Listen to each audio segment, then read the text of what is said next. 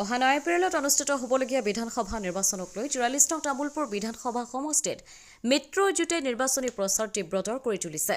আজি তামুলপুৰ সমষ্টিৰ পাটকিজুলিত এনডিএ প্ৰাৰ্থী বিশ্বজিৎ দৈমাৰীৰ নিৰ্বাচনী প্ৰচাৰৰ বাবে অনুষ্ঠিত হয় এক বিশাল নিৰ্বাচনী প্ৰচাৰ সভা। বিশ্বজিৎ দৈমাৰীৰ নিৰ্বাচনী প্ৰচাৰ সভাত অসমৰ মুখ্যমন্ত্ৰী ডক্টৰ হিমন্ত বিশ্ব শৰ্মা আৰু বিটিচিৰ প্ৰধান হাগ্ৰামা মহিলাৰী উপস্থিত থাকি গুৰুত্বপূৰ্ণ ভাষণ আগবঢ়ায়।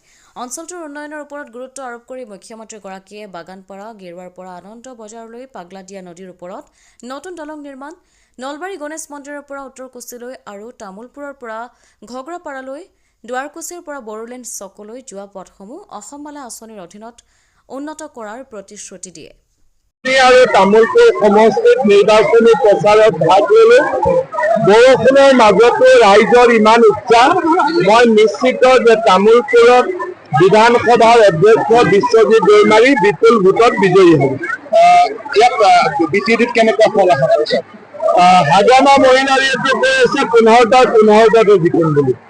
মইতো ইমান যোৱা নাই, কিন্তু হাগ্ৰামা মহিলাৰীয়ে বিশ্বাস কৰে যে 15টাৰ আমি 15টাতে জিকিম।